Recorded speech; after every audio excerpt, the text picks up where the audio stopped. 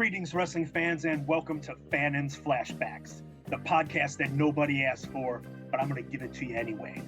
This podcast is going to cover tales from IWA Mid-South during my 12 years with the company, and it will be a part of the VNMVS Podcast Network. This podcast is intended for mature audiences only due to the foul language and graphic details about deathmatch wrestling that it will contain. This will be your backstage pass to get a peek behind the curtain at what led to the downfall of the craziest independent wrestling promotion of the late 1990s, early 2000s. And without any further ado, Nick Manawa, hit the music. Greetings, wrestling fans, and welcome to this episode of Fannin's Flashbacks. It's the podcast nobody asked for, but I decided to give it to you anyway. These are tales from IWA Mid-South during my time there from 1997 to 2009, but this episode is going to be a little different as my guest has a unique history, and we are going to talk wrestling from the KMart building all the way to today because he is the man behind Pawcade, Chad French. How are you tonight, Chad? How are we doing, Mr. Fannin? It's been a busy week. Tomorrow, as we're taping this, tomorrow is going to be Bloodstone Wrestling for me. So my return to the Chicagoland area after over 17 years. So that's crazy. Been looking forward to that. And when we get into it, your Pawcade show, it's been even longer since I've been in Kentuckiana. So it's like 18 years since I've done Kentucky. So Jerry Lawler's not going to be interested in my return to Pawcade, that's for sure. But we're going to get into that in a little bit. And first, though, we'll go over some IWA history, shared and otherwise between the two of us. But first, I just want to always start the podcast by asking about like what got the guest into being a wrestling fan in the first place. So was young Chad running around as a wrestling fan, or did you get into it later? My earliest memories were we lived in Dallas, Texas. Was my mother going crazy? We're going crazy for the Von Erichs, my man. Oh my God. That was my earliest memory. My mother came home one day crying because that fucking Michael P.S. Hayes. Oh, can I curse on here? Yes, yeah, absolutely. Yeah, that dirty, no good Michael P.S. Hayes done whipped David with a belt. Ooh. Yeah, okay. yeah. Whipped him with a belt. And he had a belt buckle and everything. Ruined that woman's whole fucking day. That's like from there on, man, it was just, I watched AWA a lot when we moved up here. Like my, then what else did I watch? USWA when we got up here. We moved here about the time I turned 10. So down there, all we had was local Texas wrestling. And it went to, I think, World Class was still around, I think. Yeah, they were still around in 88. They weren't. Yeah, it was starting to the downward. And it was WCWA, World Class Wrestling Association or whatever at that point. But we moved up here, and I remember Saturday mornings, man, like on two different channels. Sometimes I could get channel 4 in, so I could watch WWF Challenge or some shit. And then USWA Championship Wrestling came on channel 3.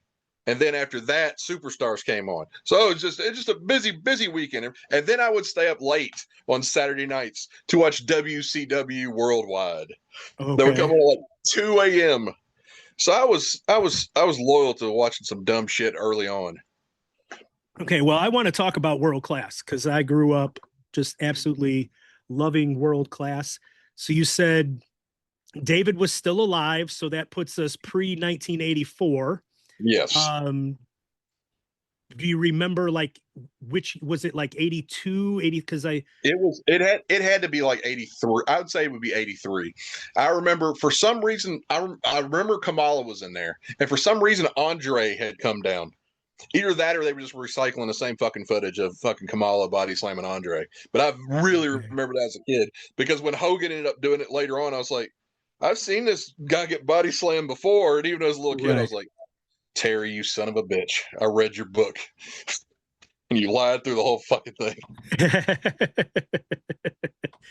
Yeah, so when I growing up in Chicago, we had syndicated, there was at the time it was channel 60. It's now channel 50, but it was like WPWR, and it would have World Class on Saturday nights at like 5:05 my time, and then it would have Glow on after World Class. So I would have I had a 13-inch black and white TV in my bedroom that would play World Class and Glow. And then my dad had the big color TV in the living room that would have the Georgia or Crockett's, whatever it happened to be at the time, on TBS on Saturday night, and they were on at the same exact time. So I would like run back and forth between the two TVs based on who was on and who I wanted to see more. And like, I loved the Freebirds Von Erich stuff. That was it was really groundbreaking, to be honest. It was fantastic. And I mean, the Freebirds come in, their baby faces, and they're friends with the Von Erichs. Yep. They have the big cage match. The thing about Michael was Terry, but Michael, there's always an underlying thing with Michael Hayes where, like, man, even if he's your best friend, you can't trust this motherfucker. Right. He's just scuzzy. And then Billy Jack. Oh, Billy Jack. What a fucking legend, man. He was so good. The thing with the fucking wigs. Yes. The boxing headgear and the Freebird hair cream. Which I'm sure somebody may have even done that angle before, but it's been done how many times since? Right. 2 or 3. Kurt Angle for sure. Right. Yeah. It works to a degree every fucking time. Yes. To some degree, it will work. Like somebody coming out of a box, And I mean, I can remember just sitting in like at home and watching, and that crowd was just so into it. And you would have the entire sportatorium just chanting, "Go home, Freebirds! Go home, Freebirds!" And then there was the iconic moment where the fan came up and got into Gordy's face. Oh, and Gordy shoves him like knocks him on his ass 12 rows deep into the thing. And they put it on the opening of the fucking show. Every week it would be in the opening of the show. And like if somebody did that today, like the company would be sued into oblivion, and you can't get stuff like that anymore. You weren't suing people then. You might shoot them, but you weren't suing them. Right. I would. I've said this on the podcast before. There is not anything that I wouldn't have given to have been able to perform in front of a crowd like that, or when I'm watching the Crockett's and fucking Ricky Morton is selling his ass off and getting his ass whipped, and the fucking crowd is just going ape shits for not like an arm drag, a hip toss, They may not have they lose their shit, They may not have believed they were seeing an actual fight, but they believed in the people doing it. Right. And that's a huge deal. They believed that Ricky was dying. Right. Because he made them believe. Exactly. He sold it like $1 million. And I will, to the day I die, I will remember the Horseman and Ric Flair rubbing his face in the concrete and him coming out, and his face is just all scarred up, and he's got the scabs everywhere, and he's got to wear and the girls just crying their eyes out. I mean, just fantastic stuff that we got to grow up on and experience. And the business is just so different now, and it's so sad. And even with like IWA, and like me and Manoa have talked about it on the podcast, like you had fantastic fans, but they weren't reacting like that. Miss Donna wasn't going to act like that. No. Old Man Charlie was not going to act like that. Taxi Cab James was not going to act like that. They were just going to sit there and watch. They were just going to sit there and watch. And we'll get into it in a little bit. There was one night,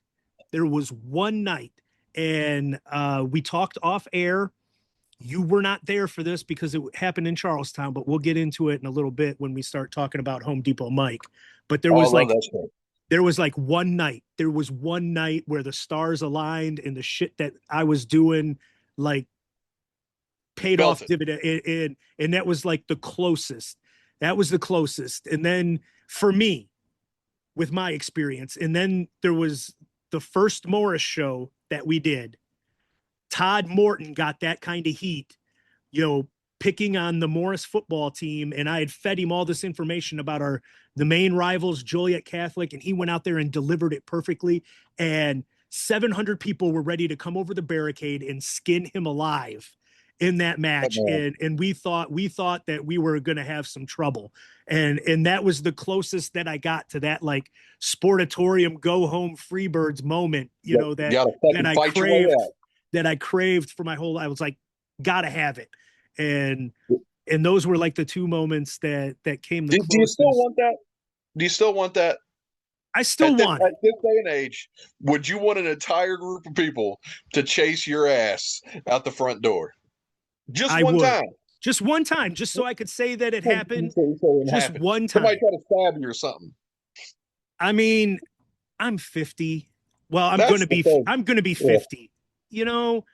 If that's how I go, I'm going out a legend. If I get that in 2026, I'm going out a legend at that point. So that would be pretty fucking baller.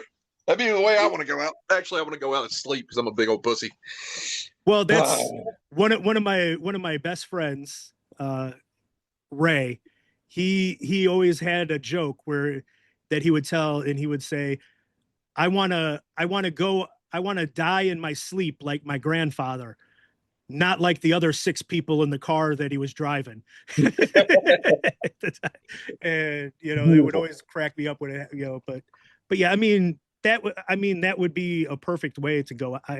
I can't imagine a better way for a wrestling manager to go out.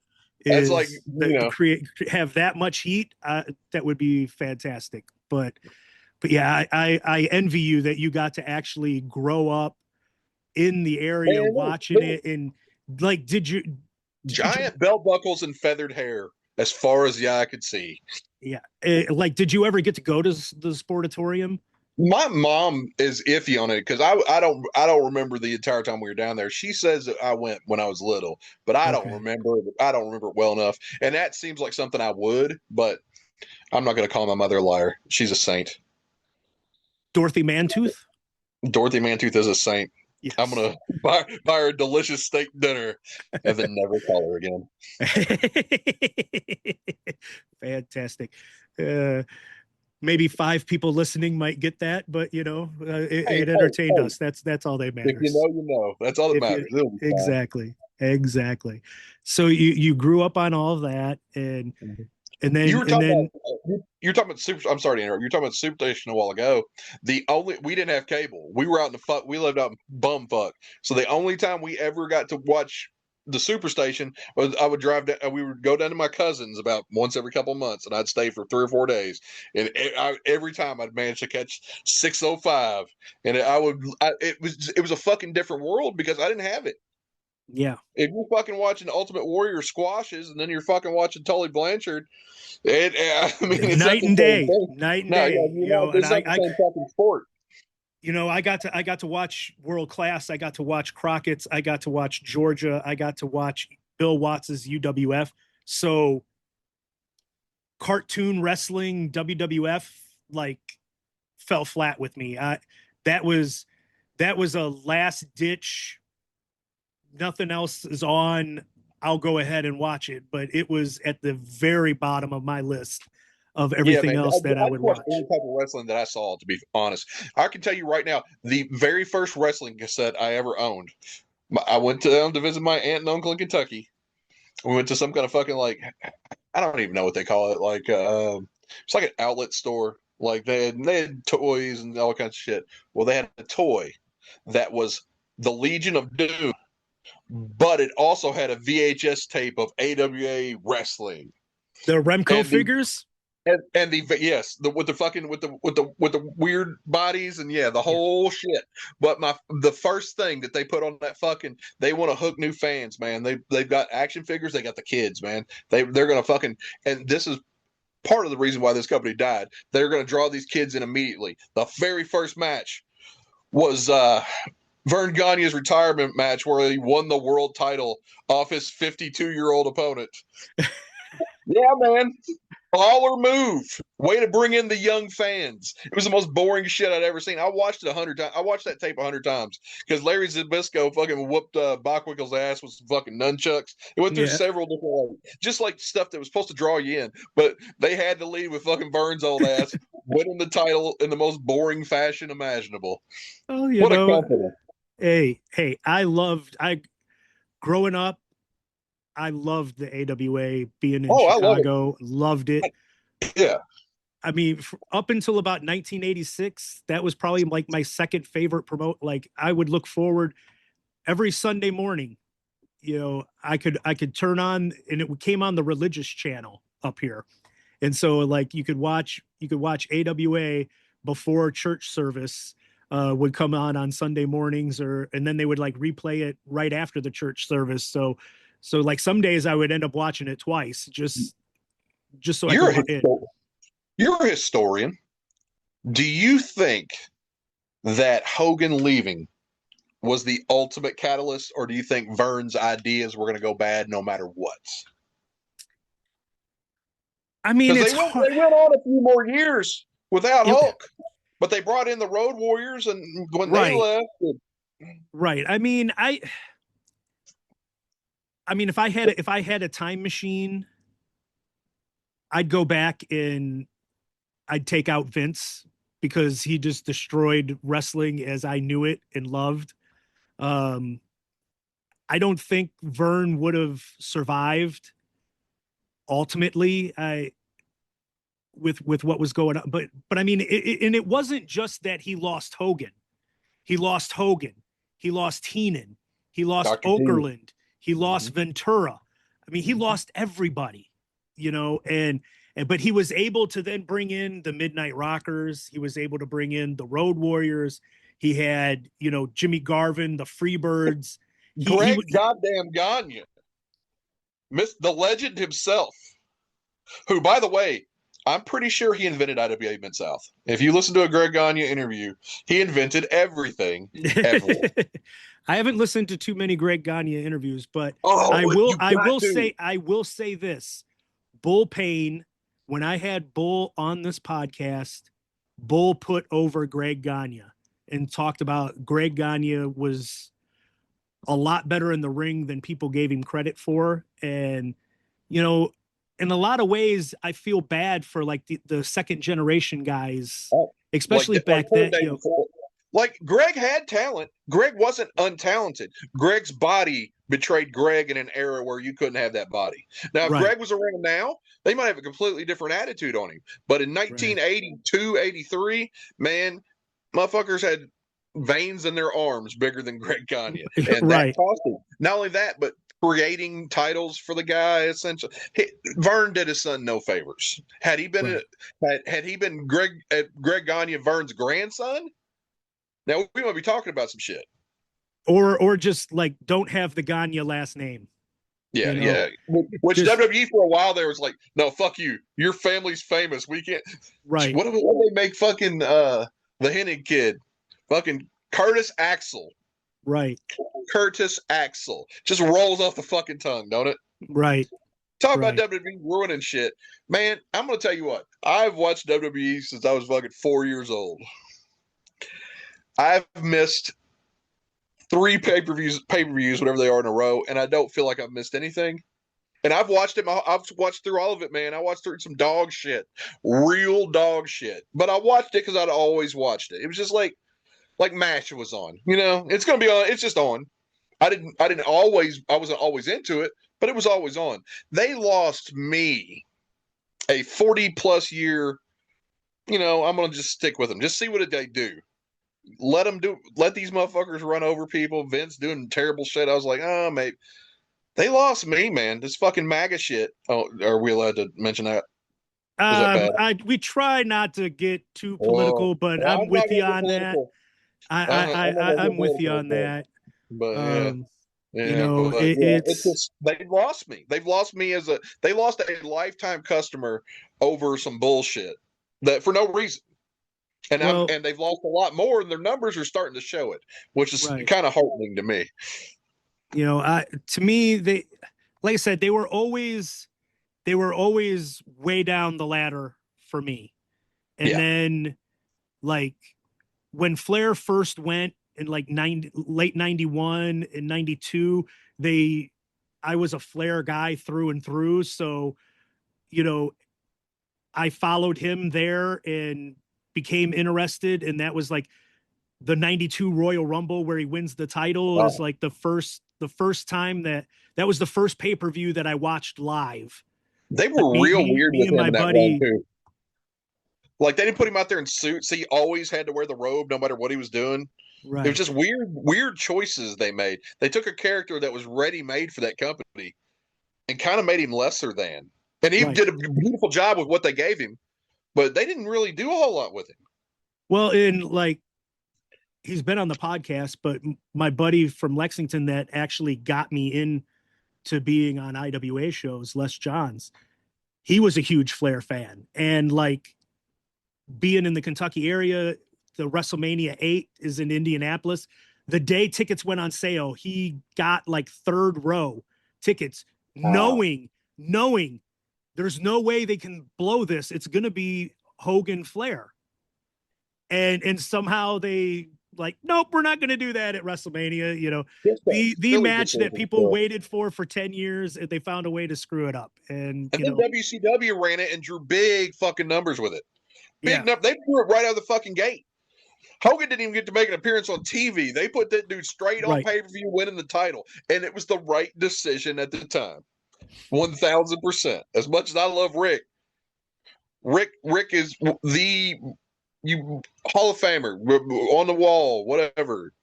Hang his banner from the rafters. He was never as big a star as Hulk Hogan. As sad as I'll give you that. And that makes me sad because Terry's a piece of shit human, man. Which makes me sad because that dude was the guy that was always out doing fucking Make-A-Wishes. Before John Cena, before any of them motherfuckers. He was out doing Make-A-Wishes, and he never seemed like a real piece of shit. You'd hear stuff, but then you heard this man become a real piece of shit live and repeated himself. Can't forgive that. Nope. And but you said it was the right move. It wasn't the right move for me because I stopped watching. I stopped watching all wrestling when Flair came. Like the day when they did the Halloween Havoc, like Flair retire because it was like the 8th time in a row that Hogan had beat him. So they had to do something. And then he lost and retired. I stopped watching all wrestling until one night on my satellite dish. I was home from college and flipping the channels, and I came across ECW, and then it sucked me back in. But I had like completely stopped watching all wrestling at that point for several months until then I stumbled into ECW and got pulled back in, which will get us to the timeline of where IWA begins in the 96, 97 era.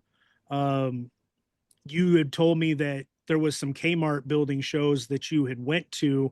We decided with what you had said that it looked like it was after I had started because of one of the things that was going on. But if you just want to tell the people what you how did you discover that the Kmart building had shows? One of my friends from high school, his dad died real young, but apparently his dad was like a fucking Memphis jobber or some shit, like from back in the day. I'd never heard of him. I still never heard of him to this day. I haven't looked him up on KMart or some shit, but it's a really common name that you would hear in wrestling, so it could be real. I don't know. This motherfucker was involved with everything, and he has ears to the ground, all kinds of shit. So he took us to a couple shows because this motherfucker wanted to get out. I remember American Kickboxer. Oh man, who else? I remember Chip Day. I think Chip Fairway. I remember. Yeah, Chip Fairway. That's it. Who else? Fuck, man. Bull, but wasn't Bull. Yeah, you It said was he was fucking. doing the Texas I think it was Hangman. the Texas Hangman. Yeah. Yeah. So And then as I was telling you before we got going, my first night in the business was the night before my 21st birthday. So it was in 97 when they did the first Lexington show. And then like I would be security at that point, and Bull would suplex me on the floor like every fucking show. He would get this twinkle in his eye and he would grab me and suplex me on the floor. there's nothing you can do about that. Yeah, you're going. You're going. Yeah, You're not going to be able to stop him. But like JC Bailey's dad was the promoter, and then he wanted Ian to start using JC, but JC wasn't old enough. So Ian said, just hold on. He's a couple of months away from being 18. Once he turns 18, he can be on every show he wants. But, you know, there was enough heat from the athletic commission that he didn't want to give another reason for the athletic commission to come after him by using an underage guy on the show. So he said, just wait a couple of months. Joe Bailey did not take kindly to that response, decided to break away and start Bad to the Bone Wrestling. So Ian's stuck trying to find somebody that can get a promoter's license in the state of Kentucky. I happened to be the one that fit all the criteria to where I had the financial wherewithal that I could pass the background checks and get the insurance bond and all that shit that was required. So I became I ended up becoming the promoter. And about the first night that I was on the promoter's license was when the Flash Flanagan went out into the crowd and beat the shit out of the Shooting Stars and cost us the TV taping. You know, we were set to take over the TV show. It used to be, I think it was like Mike Samples was running Kentuckiana Championship Wrestling or something like that. And then like the Shooting Stars had it, like Samples bowed out. The Shooting Stars had it. We were putting them out of business. So they were going to sell the spot to us in return to like be on the shows. But Flash Flanagan had worked for them and then chose us over them. So they got on their TV show and started talking about how they retired Flash Flanagan and he was bagging groceries now and all this other shit. So like Flash had told Ian that he was like, okay, I can coexist with them. But like when he saw him and they started running their mouths in the crowd at him, he just snapped and went out and beat their ass in the middle of the crowd. And that's like my first night. Yeah, and I'm sitting there going, I was like, hey, welcome to the business. This is fantastic. You know, man, that was online for like real big deal online for years. I even saw that clip came up on TikTok earlier this year. So just a few months ago.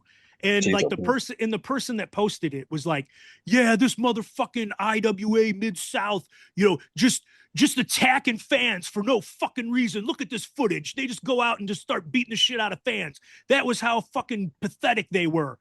And so, I had to go on there and comment and go, well, dumb motherfucker that obviously doesn't know shit about nothing.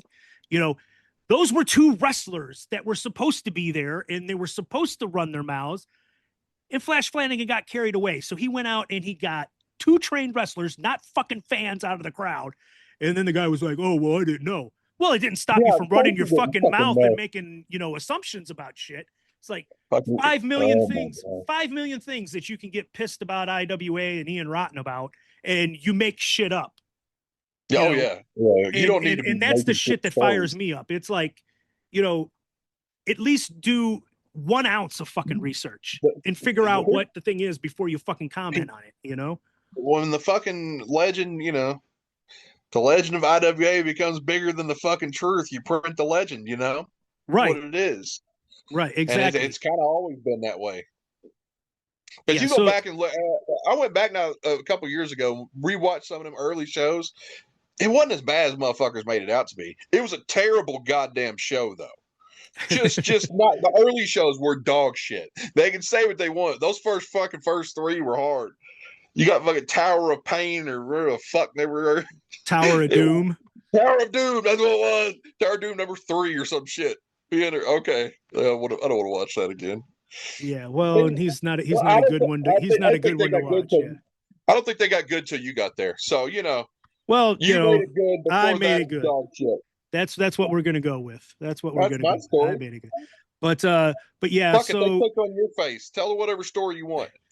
Exactly. So what was going on with the Bull Pain stuff? So after this happens, my first night that I actually like do an angle in the ring, it's April Blood Showers 1998, and there's the cage match where it's like 4-on-4, and if you get eliminated, you get handcuffed to the cage.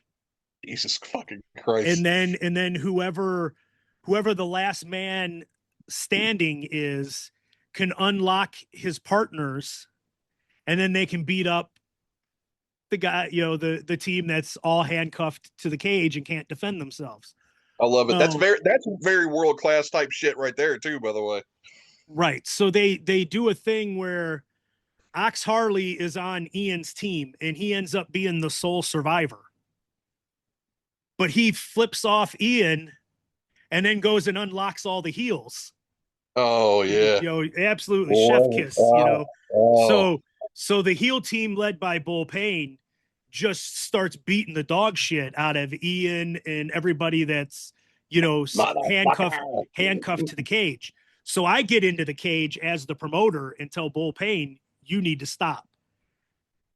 That doesn't fly with one Bull Pain. So he beats my fucking ass to death. And, I've told the story on here, like he goes to, like he's going to powerbomb me, but nobody has talked to me at all ahead of time. Nobody has told me this is this is what I need to do. There's nothing like, hey, give an assist and jump as he's picking. You need to like sit yourself up when he gets, like nobody goes through any of that shit with me, right?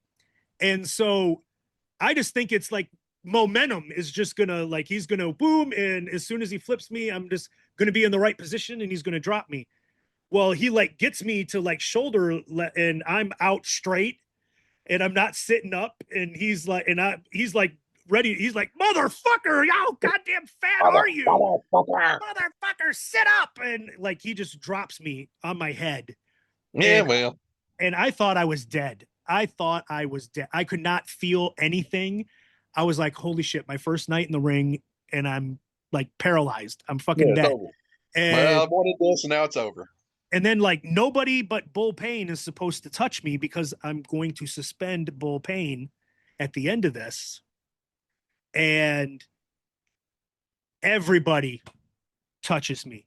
Kenny Boland's hit me with the tennis racket. Tower of Doom's hit me with a chair. And like he's hitting me on the chair when I'm flat on the canvas. I'm not up to have like any give or anything. And I'm like, God damn, that fucking hurt. And I'm like, but at least I have feeling again. That's good. Yeah. I felt that hurt. So I was like, you think they were trying to send a message to you? It could have been, just a lot, because I gave a lot of them a lot of shit when I was in the front row. I was a mouthy little fan. So they could have. Let's see how the kid takes it. That kind of thing. That kind of thing, But I'm like sitting there going, and I'm like mumbling, going, nobody's supposed to be touching me. Now I'm gonna have to suspend all of you. Amazing. But we end up. I suspend Bull Pain, so he comes back as the Texas Hangman. Then like Ian beats me up a couple weeks later. I suspend him. He comes back as the Midnight Rider. And then the both of them like trade off beating Ox for the IWA title every week. But then I come out and be like, in order to stay champion, you're going to have to unmask and prove you're not Bull Pain. You're going to have to unmask and prove you're not Ian Rotten. And they would refuse to unmask. So then the title would go back to Ox Harley. And that never found a dusty idea who couldn't steal, you know? Yeah, right. And I mean, it was like I was having a ton of fun doing it. Oh, of course. And the crowd was, I thought the crowd was into it. And then one night, like Ian just decided to kill the entire angle, and I don't even know why. He's just like, he beats Ox, and he wouldn't take no for an answer when I'm going, no, you need to unmask. And he's like trying to talk like Dusty Rhodes. And he's looking at me. He's like, but Jimmy, baby, you're not going to want to make me do this. And I'm like sitting there going, like, what the fuck do you want me to do here? We did not go over any of this. What the fuck, you know? And then he's like trying to talk to me in Carney. And I'm like, I don't fucking know what the hell you're fucking saying. And so like after about 5 minutes of this back, and I'm like, well, obviously he wants me to, and I was like, fine, you're still you keep the title. And then he like just comes back the next week as Ian Rotten with the title, you know? And I'm like, okay, what the fuck ever. And I'm like, what the hell was that? You know, it's like, you gotta, and I'm like, whatever. And I mean, there was, he gets this tortured genius fucking reputations from some people, man. And in all actuality, man, he's just fucking. Sometimes fly by the seat of his pants. Sometimes he was on, and when he was on, he was on. But when he was off, boy, there's some dog shit. Yeah. Woo! Yeah, exactly. But you know, so you said like you remembered Bull as the Texas Hangman. Yeah. Yeah, I do remember that. You had remembered like Corporal and Tarek and Kickboxer. Like, do you know about how many Kmart building shows you had went to? I think 3 or 4. It was just a handful. Yeah, it wasn't a whole lot, and it was kind of stretched out over a couple of months, I think. But yeah, it was. I mean, I was never there. I was never there every week because I lived in fucking Southern Indiana. I wasn't driving all the way fucking river to watch people hate each other. See, and I've talked about that and made fun of that shit on this podcast before, like how territorial you guys were down there, where the Southern Indiana people would not cross that fucking bridge to come into Kentucky, and the Kentucky people would not cross that bridge to go over into Southern Indiana. It was like Hatfields and McCoys going on down there. Well, it's real weird. But here, I was at that point, I was 18 years old. I was more just not wanting to drive in a city because I've been in the fucking country my whole life, and I was a huge pussy. So I wanted no parts of just driving around a little. I might get lost. They might kidnap me. What the fuck am I going to do? You know? Well, in your defense, back at that time, you know, cars didn't have GPS, cell phones didn't have GPS. You know, you had to know where you were fucking going when you got in the car. Now I don't give a fuck. Kidnap me if you want, dude. Yeah. I've walked across St. Louis, the entire city, drunk off my ass. You ain't gonna do nothing to me. I ain't scared. Right. Yeah, and if they do kidnap you, they'd give you back in a matter of, they'd be like, we're not keeping you. Before we move on to anything else, I want to tell my favorite Bull Payne story. Okay. The worst forklift driver. Okay, well, we're going to get into that. Let's save that just a little. We're gonna get into the Home Depot time here. I love it. But before we get into that, so you know, we get kicked out of Kentucky by the Athletic Commission. We start bouncing around doing armories in Southern Indiana. We get kicked out of the armories. Look it up on other. At least one in Salem. Oh, we did several in Salem. Yeah, because I remember distinctly there being one because my mom asked me about it. And I wasn't in town. Yeah, so there was Salem, there was Scottsburg, there was New Albany, Bedford, Vincennes, Terre Haute, Rensselaer. I mean, we like if there was a fucking armory in Indiana, we ran it. You know. Anywhere along like Valparaiso National Guard Armory, we ended up running at one point, but I mean, we ran them all. We get kicked out of the armories for several years before they decide that they missed the rental money and they're going to let wrestling back in.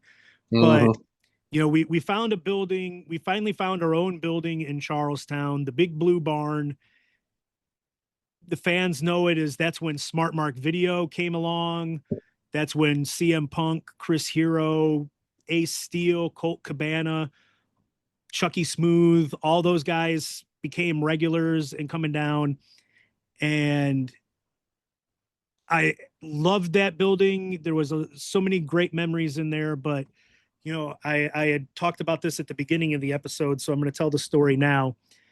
The closest I came to that Sportatorium Go Home Freebirds, like white hot heat, was the night I formed the Superheroes in the Charlestown building. And like BJ Whitmer had been feuding with Ian and getting under his skin.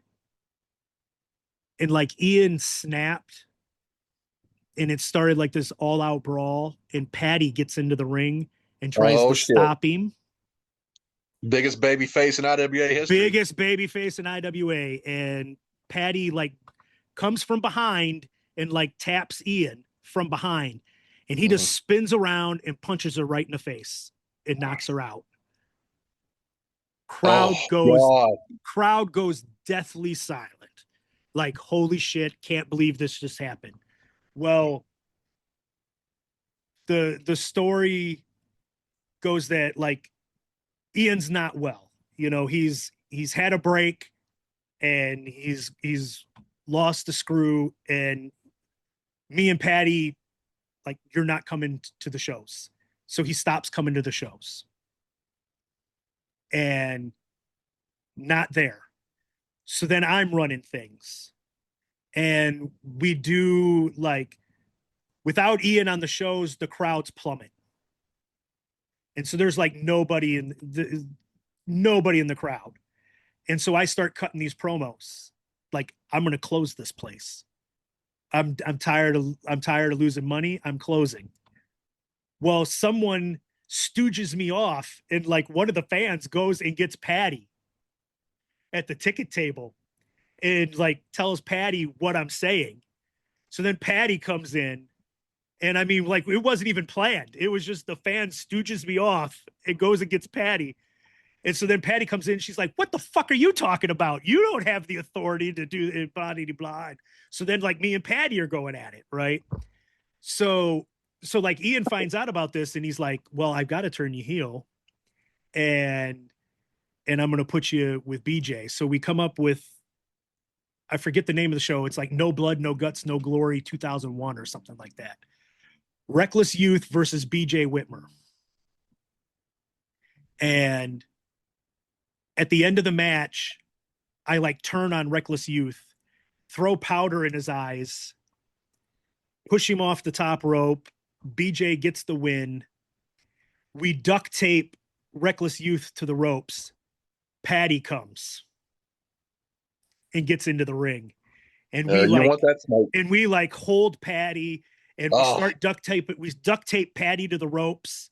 And at the time, like BJ had this big leather strap. We had went out and got this huge, like 6 foot long leather strap, and he'd have it all in. And like he would strap people with it. And he's getting ready to strap Patty. And I'm on the microphone and I say, let me strap the bitch. And I take the strap and I draw back. Mike Miller loses his motherfucking mind in the front row. Loses his motherfucking mind. He's trying to get into the ring to get after me. And like, oh, Jesus Christ. So like Mike Miller is half up into the ring and security's like, Mike, what the fuck are you doing? You know, don't get in there. And at that point, Beautiful People hit. Crazy. Oh, here we go. So Beautiful People hits. Axel comes out the like curtain from the back. Shit. And so the crowd's just like popping like a motherfucker, right? Yeah. So we're focused now on Axel and we're watching Axel. Ian comes in through the back door in the back corner and the place goes gaga. Man, babies in the air. They lose their fucking mind. And you could not hear yourself think that I get goosebumps. The hair's like standing up on my arms and I'm like, holy shit. And he takes out BJ with a chair shot. You couldn't even hear the chair. Like you couldn't even hear the chair because the crowd was like so fucking loud. And, that's amazing. And then like Hero is on the, like, so it's like BJ and Hero are joining me, like we're forming the superheroes together, and Hero's on the ground, and he's like pointing and yelling, trying to tell me that Ian's behind me with a chair, and I can't even like Hero's a foot from me, and like you can't even hear because the crowd's so goddamn loud. And then like I turn around and Ian's there with the chair, and I dive out the ropes and run for my life. But Mike Miller was ready to get into the ring and fight me. And after the show, I'm like, Mike, what the fuck were you doing? And he's like, I completely lost myself. I was so lost in the moment. I was like, I gotta save Patty. I gotta save Patty. And I'm like, you think I'm beating up Patty? Patty can whoop my ass. Yeah, yeah. Patty can defend herself. Patty can whoop my ass. Helping me. Yeah, right. Yeah. You should have been helping me, you know. What the fuck are you talking about, brother? Oh man, that sounds about Mike. Yeah. So we've talked about him on here before with Home Depot Mike. He was the store manager at Home Depot, and you're working there. Manager. Don't let him fucking rewrite history. He was a fucking assistant. Okay, well, I'm gonna get in his ass. Okay, all right. Well, just a little. Hey man, if you can't fuck with people you know, who can you fuck with then? Right. But you know, he's got you're working there, I'm working there, Mark Wolf's working there, Bull Payne's working there. There's a whole bunch of motherfuckers. So like I was there 2002 to 2004. You had a short run. Yeah, I just had a short run before I ended up moving back to the Chicagoland area. At some point during like 2002-ish, you guys started running like Highland like nonstop. Well, end of 2003. End of 2003 was the first. Okay, that's what it was. October 2003 was the first Highland show. So yeah, like Northern Indiana started becoming the main focus for us at that point. And when when my then girlfriend broke up with me in like June of 2004, I'm like, I'm just going home. I'm not staying. I'm not staying down there. You know, I'm going to come home, and most of the shows are going to be closer to me up there anyway. I'll tell you real quick as a fan how I kept up with the Highland shows, the IWA Mid-South Hotline. Okay. Yeah. Which briefly was a thing that existed. Oh, and yeah. I had in my phone. That was Ian had the hotline before he was even running shows in like 96. Yeah. He used the hotline to like launch the shows. And like I think Brent Blades was the one that was on the podcast, and he talked about how like Ian would be passing out flyers at like the Gardens and WWF house shows and stuff. And how he had like gotten a flyer and started calling it and would like listen to the hotline. And then Ian started promoting his show, and like Ian never identified himself on the hotline. And so then he's like, okay. But you fucking tell who it was. And well, like Brent Blades had no idea who Ian Rotten was at the time. Oh, yeah. He had no idea who Ian Rotten was.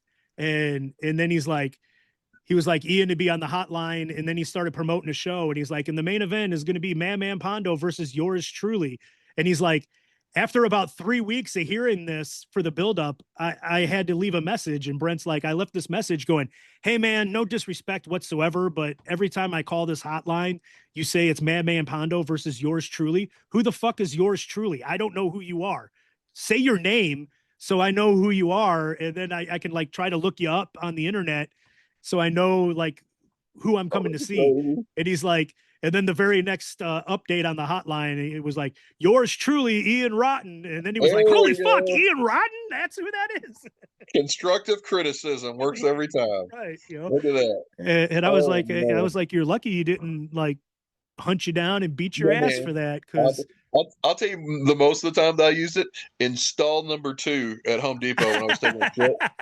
That was my stall specifically. I wouldn't use the other stalls. Those stalls were unclean. Stall 2 was my stall. Okay. And I'd be looking at that shit. And I'd be like, oh, what did they do this week? Oh, I was actually interested, man.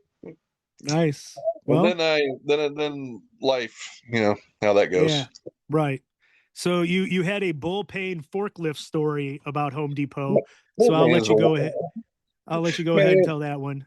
It's not even a story. It's just his career at Home Depot was just one misadventure after the other. This poor man, I saw him lose 360 sheets of oriented strand board when something that he wasn't supposed to be picking up with a vehicle he wasn't supposed to be picking it up with. That's dedication. You got like 3 negatives at you. He's trying to use a goddamn one of those fucking reach trucks to lift like 3 things of fucking plywood. Now those reach trucks were 3,000 or 4,000 pounds, whatever. Right. He had the big forklift, maybe. But this man spilt it all across the parking lot. And then he did it like another 2 times before eventually he got fired. Yeah. But And my that favorite was- bull story was him telling me about Van Hammer at the WCW spring break, where there's a big sign on the wall that said, "Do not go into the pool reserved for Flair." This motherfucker goes to Bull and says, "Hey man, we should go in the pool." And Bull said, as eloquent as he could possibly be, "What the fuck are you talking about, you dumb fuck?" And he told me that story about 6 times. Because once he knew I liked wrestling, that man told me stories all the time. Yeah. And to be honest, I liked Bull a lot. He was a good dude. And I brought him some magazines that I had with him, with his name and stuff in them. Like I had some with Texas Hangman in it. I had that kind of, I brought him to him. He was very happy about it. Nice. I think he was even in the PWI 500 one year. Oh yeah, yeah, definitely was. And my and you bring up Van Hammer, and I know the Van Hammer story well. Van Hammer just recently passed away, and I texted one Bull Payne and was like, "Oh, I'm so sorry, Bull. Condolences." And he texted me back and he's like, "What the fuck are you talking about?" And I was like, "Oh, well, I just read that your good friend Van Hammer passed away." And he's like, "Fucking good friend? What are you talking about? I hate that son of a CTE. And I'm like, "I know, Bull. I am well aware of the story." CTE is real. Believe in it. And then when I had Bull, I'll tell this quick story. When I had Bull on the podcast, me and Mitch Page tells me, "Tell him that I asked if he ever worked Brody," because like every time Mitch and Bull would talk, Mitch would go, "Hey man, did you ever wrestle Brody?" And Bull would get so pissed off. "I have fucking told you 1,000,000 times that Bruiser Brody kicked my fucking ass. I'm tired of fucking telling you about it." And people don't realize that voice and the language is real. That's not bullshit. That just that man be talking. Now he was quieter at times. He was quieter most of the time than that, but he still said the same shit. It was just quieter. Right. Yep. So like he's on the podcast and I'm like, "Oh, I opened this up to questions from fans," and I didn't want I didn't want him to explode before I could get it out. So instead of saying Mitch Page, I was like, "Oh, MMP from Brandenburg, Kentucky wants to know, hey man, did you ever wrestle Brody?" And he was like, "Oh, well, yeah, I worked Brody." And then he tells the story about like, "Oh, Brody whooped my ass and I shit my pants when he was ready to come down with the big knee drop." And he's just going on and on. And then I was like, "Oh, well," and then afterwards I was like, "Oh, well, me and Mitch Page will be very happy to hear that you worked Brody." And the look on his face was like, "Mitch Page told you to ask me that?" Oh, that son of a bitch. And I was like, "Well, I thought you would pick it up when I said MMP from Brandenburg, Kentucky, but maybe again, not." CTE exists, whether we believe it or not. But that was a blast back in the Home Depot days, and then you like started coming to a lot of shows in that warehouse. We were there a lot for about a year straight, and then you guys started being out of town more, was part of it, and then I got married, and then I was gone from independent wrestling from like 2004. I was probably around some till 2004, till 2017 when I went to stop and get my wife a pack of cigarettes at a gas station in Salem, Indiana. And I'm walking towards the door, and that guy goes, "Hey, that's a nice shirt." And I was wearing that yellow CM Punk shirt that's ugly as fuck in retrospect, but I had it anyway. And I turn around and I look, and there's a man in the back seat of this vehicle, and it is Mr. Ian Rotten. Yeah. I was like, and I go, "Ian?" Because I was like, "What the fuck are you doing out here?" And they were promoting some the shows up here in Memphis. Okay. So then I started going back then, and I was going 2-3 times a week, however many times they were running, I was going. Okay. And then you Manawa said you ended up doing a tryout show. What Oh brought man, that on? it was dog shit. It was dog shit. Let me tell you. So this little kid that used to come to these shows was a little person. I don't know if that's the technical term. He's a little guy. He's a little person. We'll say little person. And he came out to these fucking tryout shows. He did these tryout shows like 5 times. And every time it was just them beating the fuck out of this kid and beating the fuck out of this kid. It'd be well, we get it. It's fun. So I was like, you know what? I'll do it and I'll fucking lose to you. I don't give a shit. I'm not, it's not, you're not really going to beat me up. It's fine. Right. So I went up there and this kid, so the entire match, which John Calvin in his infinite wisdom called this match. And I'm supposed to attack this kid's legs. You know, do the fucking Ric Flair thing. You put the leg. You've seen it a million times. You put the fucking leg on the rope. On the ropes. And then you drop down on your ass onto their knee. Right. Right. At this point, this kid tells me that his legs don't bend like that, so he can't sell it. As I'm doing it, he's telling me this. He didn't tell me before. Now, bear in mind, I had 0 matches in my life at this point. And I'm in here, John Calvin. First of all, this is fucking. I got whatever blame I take for that. I do take my blame for being dog shit. But the outlet of this match didn't make no damn sense, dude. So I'm supposed to hurt these kids, and then he has me Pillmanizing this motherfucking little person's leg with a chair. 2 minutes into the match, we go another 3 to 4 minutes. This kid should not be able to do anything at all. Like, he should be dead. If this was the match, then finally John Calvin was like, we should probably go home. Yeah, man. So then we did it was dog shit. But I ain't taking full responsibility for that. I was lied to, I was hoodwinked, I was run amok. You were bamboozled? I was bamboozled. Then Johnny Calvin set me up with the worst ideas ever.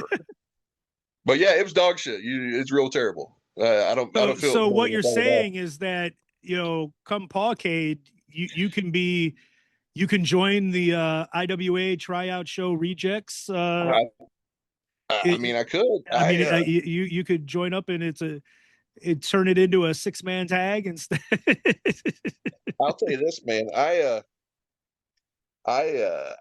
I'm a little bad. I will say this: I'm not as bad as I was. I was never be as bad as I was that first night. But I'm not as bad as some people. I've seen way worse people on every show, and it shouldn't be. Hey, man, you're looking at. I'm gonna bump around like a 1970s Memphis manager, brother. I'm gonna go down slow and hard. Like Bronco Lubitsch, huh? Yeah, you ain't gonna. I'm gonna be reaching my arm out to the fans. Oh, I don't give a fuck. Nice. But it's not gonna be fun at all. Okay, so then you're going to all those IWA shows, and you're like, aren't you doing like commentary with Manawa and different things? Yeah. I actually did 2 IWA tryout shows. One of them I shouldn't have fucking done. Well, the first one I did was the commentary, which all that really did was I even done stuff with Nick before then, like 1 match or something. But all this did was get me in with Nick, where he knows that I'm not a complete fucking idiot.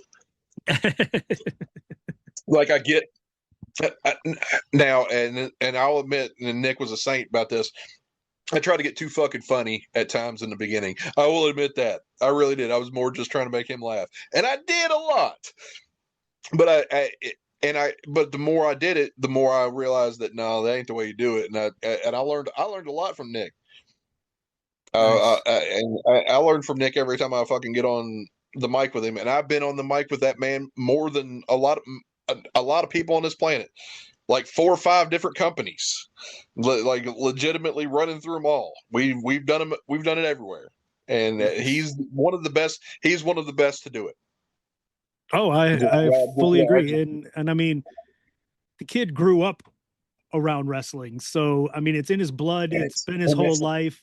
And the fact, and I've said it a million times, I've said it to him, I've said it online as often as I can. Like the fact that he doesn't have a full-time job in the business somewhere is just shows how stupid people are, because like with his brain and his connections and his knowledge and what and his passion for it, like WWE would be a million times better if it had people like him instead of hiring writers that have never watched a wrestling show a day in their life, you know.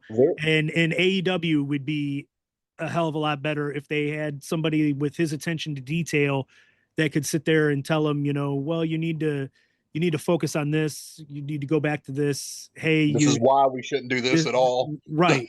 You know, and the fact that he's not working full time for somebody, it's a crime. That it is, and Nick's a great guy, and I'm glad to see that. I mean, for a long time, man, he was stuck with Ian. He was there. That's where he was. He wasn't outside, but since that place closed, man, and it's good. It's steadily, since the kids are getting older, he can get out more. And he's showing people, hey man, you may whoever you got, they're probably good, but they're not this fucking good. Well, and then Jess getting in on the commentary gig now too. Her and Just Jay are fantastic. Like going to be at Pawcade, one of our talented announce crew.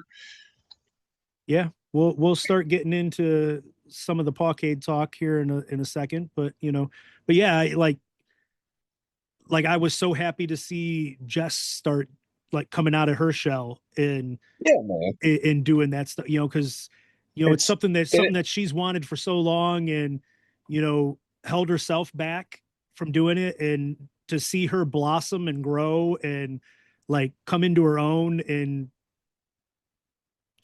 put herself out there and give it the try, and she's good.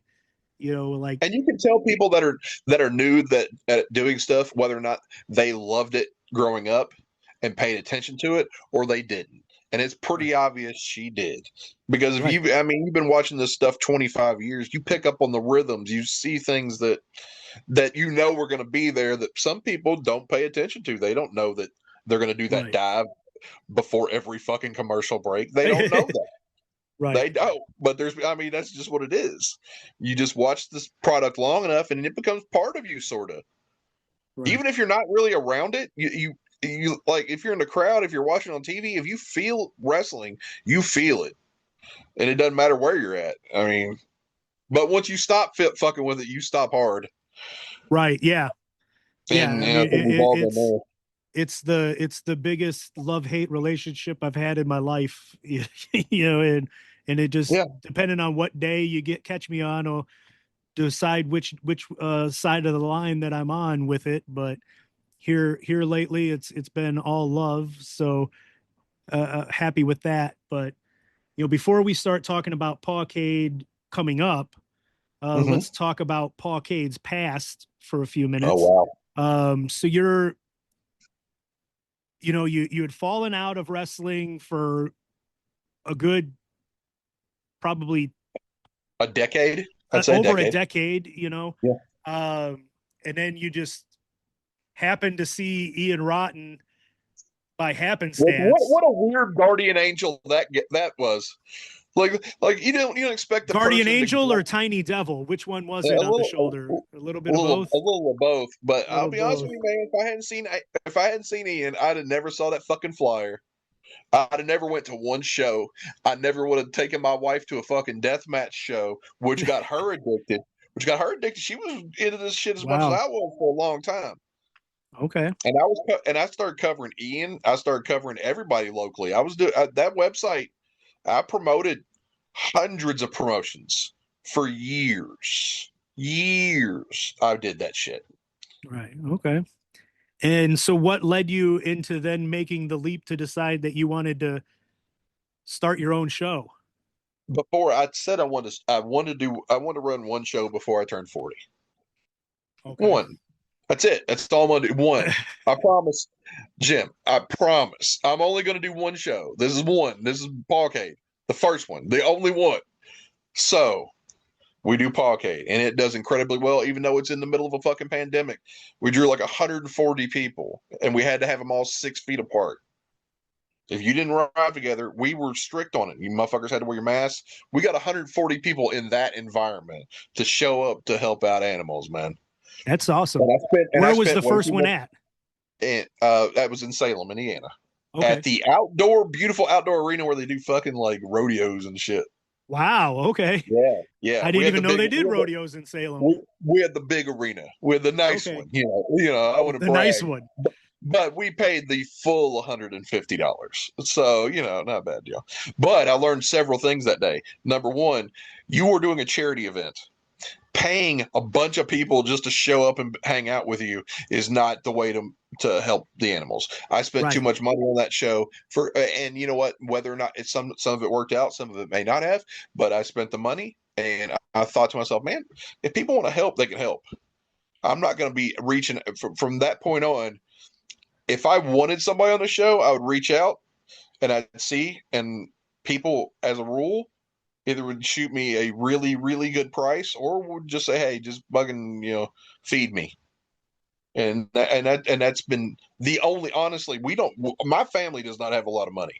We don't. I work 2 jobs. My wife works a ton of overtime. We do our best to get by. We do not have a ton of money. So whenever we can do this and we can do it as cheaply as humanly possible, that's how I'm going to do it. So after that first Pawcade, I learned.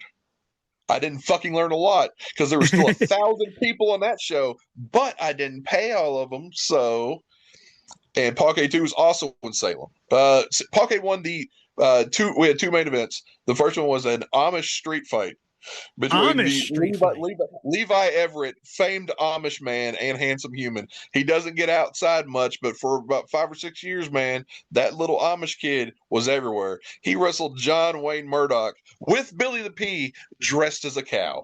Which Billy dressed as a cow? I had this little motherfucker. I ordered a cow costume and had him dressed as a cow because Billy Starks wanted a cow at Pawcade, so I gave her Billy the cow. That little motherfucker stole my cow uniform. It was like $60. You know that? Anyway, so John Wayne Murdoch with Billy the P took on Levi Everett. So was it a cow because you were at a rodeo thing? No, well, we got Billy Starks, which Billy Starks' gimmick for a long time was this child loved cows. She fucking wanted a cow. Her parents wouldn't get her a cow. So she asked if I was going to have a cow at Pawcade. I said, I will have a cow at Pawcade. I had a cow. It was a little man with a messed up arm, but it was still a cow. Okay. I did what I said I was going to do. So she was obsessed with cows. This kid was obsessed with cows, man. You gotta fucking get her. You gotta get her on interview that child with the podcast. Okay. She was 10 years old at IWA shows, sitting in the fucking crowd, and just obsessed with cows.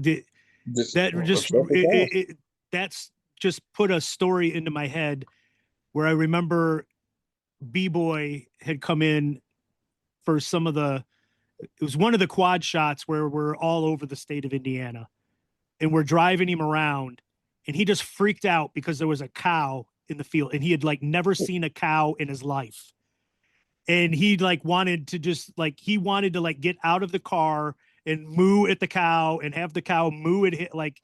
He was just fascinated with this goddamn cow. And we're God, man, how did you get to be an adult and never see a fucking cow? He's like, ain't got him in Southern California. What a sweet fucking human he is, though, man. Yeah. Just the nicest guy. He was so sweet when he came up here a couple years ago. Just a really super nice guy. I liked him. Did you make him live on your couch for a week before you got him home? I did not. He came in with Paradigm, and with Paradigm, you didn't have to do that shit. They'd fucking fly your ass in, fly your ass out, or get you a good hotel. Paradigm Pro Wrestling was a good organization. Ian didn't like them. Well, yeah. There's probably all you had to say was that they got you the airplane ticket here and back. Yeah. Yeah, So, they Paradigm didn't play around. They did their shit right, and people are a lot nicer when they get paid. It's a hell of a crazy. lot nicer. Hell of a Yeah, lot nicer. yeah, Oh my God, a hell of a lot nicer. yeah, they're crazy nice. I Nice. know I am. Okay, so the first two Pawcades you said are in Salem. Yeah, Was the second one also at the rodeo? all three of them in Salem were the first three Okay. were all in Salem, and they were all at the rodeo. Okay. And Nice. I think we did 138 the first year, like 92 the second year. It wasn't as good, but we were still there's still all kinds of weird regulations and shit around town, so I didn't take that one as hard. Pawcade 3 was about another 125. It did pretty well. It was just all kinds of dumb shit, and that was where I made the mistake of actually wrestling, and I didn't do too fucking bad. I don't care what they say. It Nice. wasn't a bad match. It was fucking clusterfuck. That's all. That's all Okay. you're gonna get out of me, especially at this age. Well, I mean, sometimes that's all that's required. I can't. Just I turn can't it do a into a whole lot. cluster. I can't do a whole lot, but I could swing a fucking bat. So, well, you're speaking to the choir right there, preaching to the choir with that one. Day. Nice. Who did you wrestle on that one? What's that? It was the gimmick was I had the kids with me in the ring, and Ben Sheeran, who, by the way, I've done any show that I've done. There's been the first two fucking names I've reached out to be on that show are goddamn Nicholas Manawa and Ben Sheeran, because Ben Sheeran is one of those motherfuckers that will go to war for you and will ride for you. And the fact that he's fucking talented as shit, they fucking hate him, Jim. You would love him. They hate his fucking guts. Nice. He just oozes piece of shit. But my son loves this motherfucker, bro. Loves this guy, and I mean, seriously, he goes to war for you. Nice. Well, he came in, he put his hands on my daughter. So then we set it up to where it was going to be the whole thing was a handicap match. It was a handicap match. He had three. It was him and Flash Thompson. I don't know if you know him. No, it doesn't. Tommy Thompson. He was a. Oh, I know Tommy Thompson, but Tommy Thompson. Yes, Tommy Thompson, and this Lobo. I don't know. He's a local guy. He got hurt. He's been having some problems, but if he's back around, he'd be pretty good. He's big old dude. So Tommy Thompson was working in what you said, Flash Thompson? Yeah, Tommy Thompson was on the team opposite mine. It was Tommy, Ben, and this Lobo cat. Well, then I said, "Oh yeah," I said it was going to be a handicap match, and me and this guy that Ben had also pissed off. I didn't say how handicapped it was going to be, and then we had Ron Bass Jr. and Bradley Prescott the fourth, and Adam. We had a bunch of people on my side, and we just beat the shit out of these fools. Nice. Like I said, "Oh, you dumbass! You signed the contract, whatever, that kind of thing." And it was fun as hell. And we used to pick on Tommy Thompson something fierce when he was like training with Ian and stuff. And oh yeah, you should have. Yeah, I remember like we there's a story where like Candido, the air conditioning had to be cranked to the max because he was so tanned that like his skin was like on fire, and so like as soon as I had to pick him up, it could be December, and like the air conditioner had to be on full blast in my grandma's van, and then he would like crack the window as we're going down, like let the cold air in, and the ring truck, the trailer that we were pulling, the axle broke on it, and so we ended up having to like get a hotel in Terre Haute, and to where we could like get it fixed in the morning. So there was probably about 15 of us that needed to stay in a hotel, and like we could only afford like 2 rooms. And so Candido like let me stay in his room, and then he let like some of the others like Manawa and that stay. Yeah. But they all had to like Candido had the bed to himself. I had the bed to myself. And then there was like Tommy Thompson, Manawa, his then girlfriend, and like all these others on the floor. And Mickey was on the floor, and like Candido had it's wintertime, and Candido had the air set on like I think it went down to 60, and that's what he had it set on. And it was It was fucking freezing in this room. I mean, fucking freezing. And like Candido let some of the people have like his comforter that were on the floor. So like they're all huddled up under that. I like gave up partial like a blanket or something, but they're on the floor just freezing to death. And Tommy Thompson's like, I'm freezing. And so we tell him to go ahead and turn the heat up. And so he like turns the heat up, but forgets to turn it back off when we go to fix the Oh, Jesus Christ. to get the thing. And when we came back, like several hours later, Candido's sitting on the bed and he's like, motherfucker, who fucking did the fucking heat? Motherfucker, who had the heat? And every single one of us turned and pointed to Tommy Thompson, was like, it was him. Yep. Fuck you, that's what he is. Every single one turned and pointed to Tommy Thompson, and we thought Candido was gonna fucking kill him. I would say this about Tommy, man. He's a strange cat, bro. But he's a nice guy. But at that show, the thing about Pawcade 3 that's always gonna be special to me was that September 3rd, the previous year, on my what would have been my mama's birthday, but she had died 10 days before. What would have been my mama's birthday, I had a stroke. They took me out of my house, put me on a stretcher, didn't even want to take me in an ambulance, flew my ass from Salem, Indiana to New Albany. Wow. My right side of my face, nobody else notices it, but it's my fucking face, so I notice it. I notice every once in a while I still got ticks. And I was very lucky. They caught it early. They were able to give me the medicine, and I recovered. Other than I get brain fog a lot, and my memories shit Swiss cheese. If I remember something, I start to say. And if I've done it to you, I apologize, because when I remember stuff, if I don't say it, I won't say it. So I try to. Right. So sometimes I'm saying stuff really fast, but that's fine, man. But September 3rd, the year before. I had a stroke, and then I got out of the hospital. I was able to stand up on my own. September 5th, 2 days later, I was able to get up, and I was able to go home. Wow. I got home, and I laid down on my couch. So we were still a little worried. As soon as I laid down, I got a call. My father went to the hospital, and the next morning he was gone. Wow. So within 2 weeks, I lost my grandmother. I had a stroke. And then I lost my father. The next week, I gave my father's eulogy with half my face. Damn. So from that point on, I was like, fuck them, bro. I'm playing with house money. So the next year at Pawcade, I was like, let's see what we can do. And I whooped some ass. I took some shots. And I'm not kidding. I took a couple shots, and I gave a couple shots. But you know what? Fuck it, man. I'm a goddamn man, and I lived through that shit. Nice. A lot of people don't.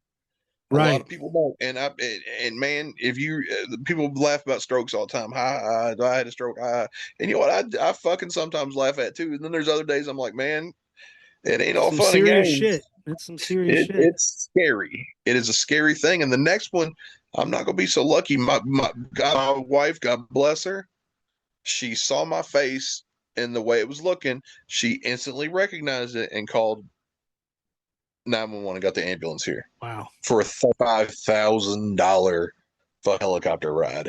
Whew. Yeah. Wow. Yeah. $35,000. Not covered by my insurance. No. $35,000. No.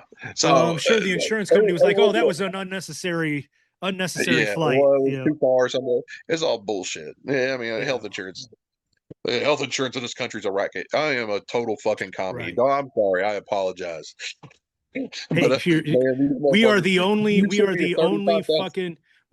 fucking civilized country in the world that does not have universal health care for all. We are the only one. We are the only out of like 35 first world countries. We are the only one that does it this way because the fucking billionaires want to keep their fucking billions. Their 10th yacht. Gotta have that 10th one. Gotta have that 10th yacht, But yeah, man, I'm sorry. I went off. I just was like, Pawcade 3 was the first one where I was like, I can kind of do this shit. I'll be all right. And I was. I wrestled for companies that weren't me. People booked me on shows, and I did okay. I didn't hurt nobody. I didn't try to do nothing I didn't know how to do. And I had fun. And if there's been times I ain't been having fun, man. I step back for a while, and I can do it right now. I mean, if you're not having fun, there's no fucking point in being here, man. Right. None of it. Because this is what I want to do when I was a little boy. This shit's what I wanted to do. I wanted to fucking talk into a microphone. That's what I wanted to do. And through the grace of whoever, I'm not a grace of God guy, whatever deity you believe in or whatever, just bold face fucking luck. At some point, I was able to pay fucking $20 to sit next to Jimmy Jacobs and Nick Maniwal. Who fuck Nick Maniwal, by the way, for leaving me with Jimmy Jacobs' weird ass for fucking 5 minutes while he had to go play promoter or whatever the fuck he did. So I had to talk to Jimmy Jacobs for 5 goddamn minutes by myself. Right after he left the Fed, too. This motherfucker started Vince's stink on him. Like, it was rough. But through the from there I was able to do call a match at Ted Petty. I was able to I've done pay-per-views, IWT, not like actual pay-per-views by my fucking self. I did a collective show by myself. Me. After a fucking stroke, I did that shit. I was able to hang with these motherfuckers for a long time, but after a while, man, my brain, I'll admit, I've lost a lot. I've lost a lot of steps, and I hate that because I love doing commentary. I love it so much. I even would do ring announcing every once in a while, even though I fucking hated that shit. My eyes have taken that away from me. You notice I'm not wearing glasses because I would not be able to see you right now. Yeah. Because now my eyes are all fucked up. I can only see it. I can't. My God, eyes are so bad. I'm like, and I can't, like, my eyes are so sensitive. Like, I couldn't even begin to put a contact lens into my eye. It would,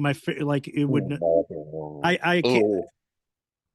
The doctor prescribed me like eye drops, and it takes like 8 tries to keep my eye open enough to get an eye drop in there. And I'm like, nope, I'm just going to have to wear these fucking glasses because, the older I get, this fucking squintier eye I get too, man.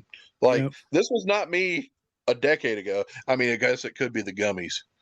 It's probably partially the gummies, but it can't always be the gummies. Like, my eyes just won't. They don't work anymore. These kids don't know. Right. They don't know. Yeah. Once it's like I never went to the doctor. And I always told everybody I'm absolutely fine, but the second I go to a doctor, I'm going to have 8 things wrong with me, and that's why I don't go. And then the wife made me go. When I turned 45, the wife made me go, and then all of a sudden, my eyes suck. My blood pressure is sky high. My cholesterol is fucking sky high. This, that, like, I've got so much shit wrong with me now that it's like, God damn it. And I was perfectly fine until I went to the doctor. And that was another funny part of that fucking stroke story. So I had just gotten insurance in August. Okay, August, when this happened, then it ends up in September. All this happens. I had not been to a doctor since 2003 at that point. So we're talking almost 20 years where my ass just didn't go to a doctor at all. And yeah, it'd have been about that long for me. Then a month later, I have a stroke. That's like going to it for an oil change, and your fucking tire blows a mile down the road. I know it's not connected, but in my heart, I feel it is. Oh yeah. Absolutely. It's something they did to you when you went to that doctor and got the insurance. It's like, oh, well, now he's got insurance, so now we'll let him start falling apart. And then we will have what helicopter ride not taken care of by insurance. That's crazy. Then I get jealous. I see these people on here. They had a GoFundMe, and it was like to pay off my helicopter ride, which was like $30,000. And we got to like $2,700. I was like, woohoo! And then I see motherfuckers like, I sprained my ankle. I got $42,000. Right? I don't know what it is with some of the like. I was like, Josh Crane, great talent, has entertained fans all over the world with his wrestling and is a legend. Tears up his shoulder, needs needs, $100,000 puts out worth of fucking insurance. Yeah. puts out the GoFundMe and like getting no traction on it whatsoever. And then like other people are like, oh, well, I'd really like to go see the Great Wall of China and then go and spend New Year's in Mongolia. Oh, well, here's $80,000. Go have a great time. And it's like, what the pretty fuck? wild. And for a while there, I was like, man, I got 20. What? Did people hate me? Did they want me to die? And then I was like, man, fuck that, man. If you got $1 from somebody being nice, man, if they said that, whether they meant fuck you or thank you, take the thank you for sending the fucking dollar. Hey, man. And it was like,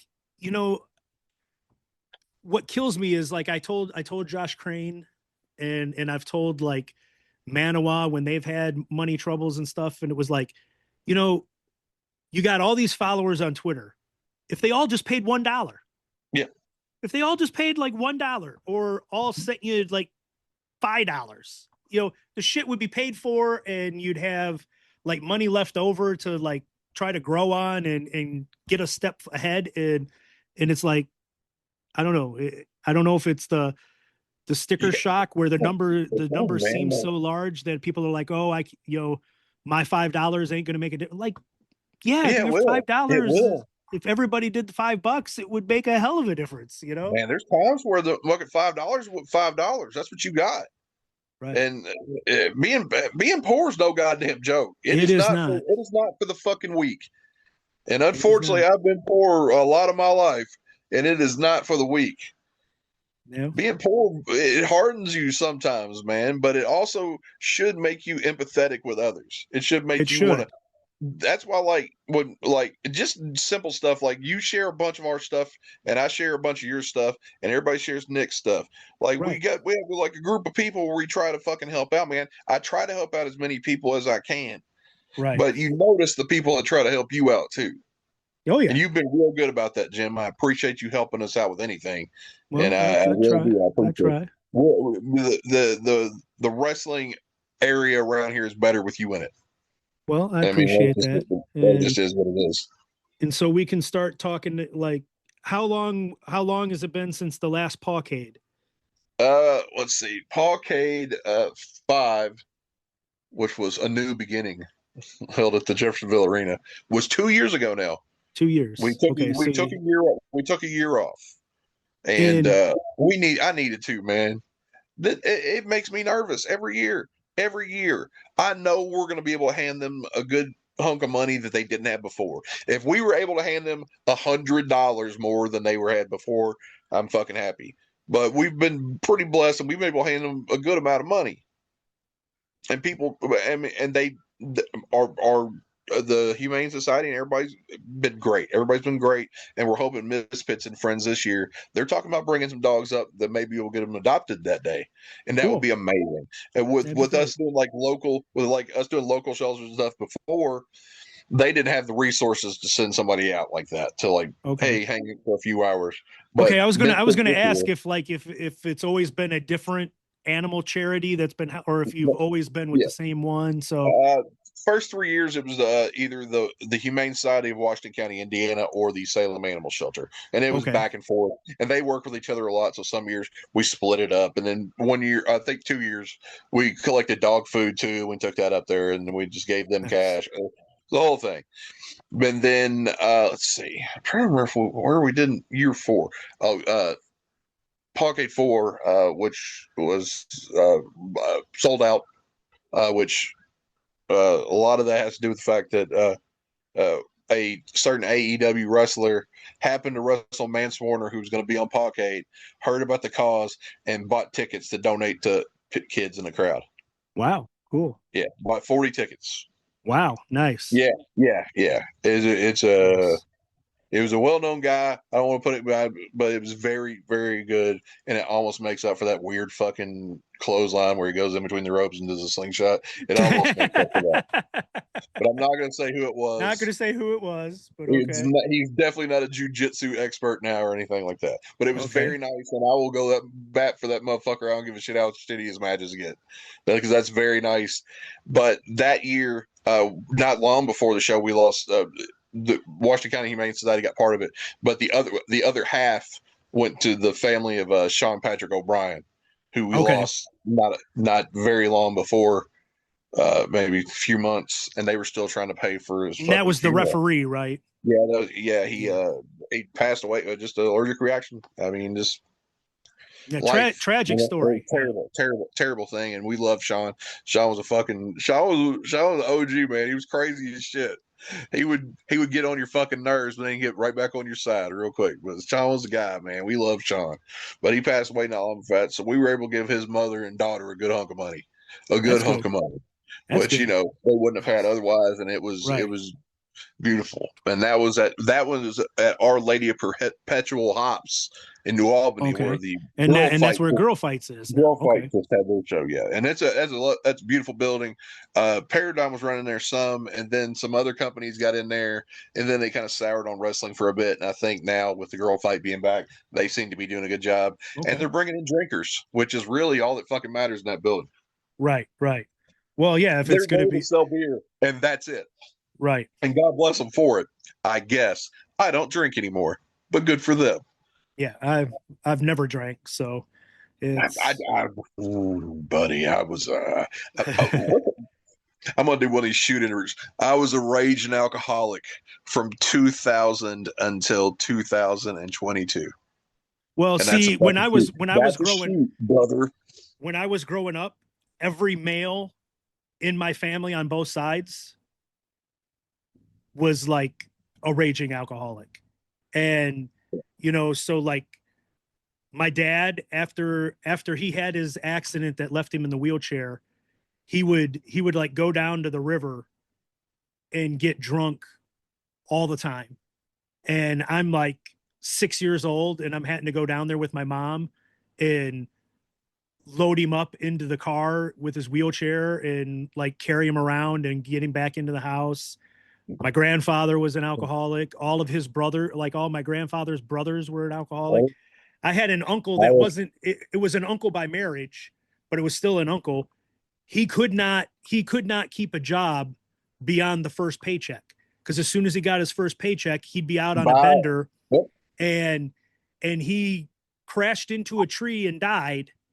And that's been 28 years ago now. And my aunt is still like finding bottles hidden in their house from the back of the toilet. Him. He would take, and he made holes in the wall in the garage and would shove the bottles in there and then like patch up and put stuff in front of it to block it. And man, I've seen it. And I saw it my whole life. And I'm like, I can't touch the stuff, because if I touch it, I'm doomed. And so and you know what? And so I never touched it. Never touched it. I should have heeded the warning, but I fucking, you know what? The very first time I tasted a beer, I was 5 years old. I was allowed to drink at 16. Allowed to drink. I did the music because I was still in school. I wasn't, just a little bit, until I got out of school. And then I started drinking all the time. And then it became a habit. And then it became a fucking necessity. And then you're drinking 60 beers a week. And I drank too much. And I did a lot of dumb shit. I could have hurt myself, could have hurt others. And the fact that I didn't is another one of those fucking weird miracles, man. Because I should have went to jail. I seen everybody around me going to jail, and I was like, fuck it, we ball. And I should have never done that shit. And now that I'm older, I fucking hate myself for doing it. But there's nothing I can do about it now. I can only tell my kids, hey, Daddy hasn't had a drink in over 1,300 days. 1,300 days when I couldn't go 2. That is something. And I think that's great work. That's great work. I think that's another Proud win. of you. Very proud of you for that. No, I will take a weed gummy, but yeah, that's not the same. And I'm not drinking 30 of them. That just makes me hungry more than anything. Nice. So let's start talking about this Pawcade. I will say I can't remember what it was. What was the main event for 5? The main event for Pawcade 5 was it was for the Pan African World Title. It was Suge D and Hoodfoot Mo Atlas. Okay. So it was actually for a legitimate PWI recognized world title. We were supposed to have 2 on that show, but we got 1, and I was pretty fucking happy that I had any kind of recognized world title on my show. I was very proud of that. Nice. I'm very proud of that. Still proud of that. Because if I remember correct, like I think it was 5. There was one of the Pawcades where I remembered like seeing Nick post about it and being like, that's interesting. I would almost consider doing something like that. But it was like well before, any of the podcast or going, and it was just like a passing fancy that lasted for like 5 seconds, what I saw kind of deal. And so it's kind of neat to me that now I'm actually on one, with 6 coming up on June the 27th. When this one drops, it will drop 1 week before Pawcade. So plenty of time for people listening and watching to actually like. You say it's going to drop us. A week before Pawcade? Yes. Oh, I can drop a spoiler on here then. Okay. Because it's not going to show till later. We've got another update we can do whenever you're ready. Let's do this however you like. Well, we'll start with the update. And this is breaking news. I'm going to know it before anybody else, so I'm excited. This is breaking news. Now, you've noticed so far that there's been an IWA Mid-South flavor to this show. There has been. The Rejects, Manawa is going to be there. Hell, I was there. The one of the guys that was tag team champion, maybe in the battle royal. I'm not gonna say what it is, but there's been some heavy IWA. Fucking Suge D was in IWA. Yes, he was. Yes, he was. I mean, unfortunately, Suge on June 27th is going to have the opportunity to regain that Pan African World Championship that he lost. Wow. And unfortunately, he's not going to be able to be at Pawcade, but we were able to find a IWA alumni that just happened to be free that week.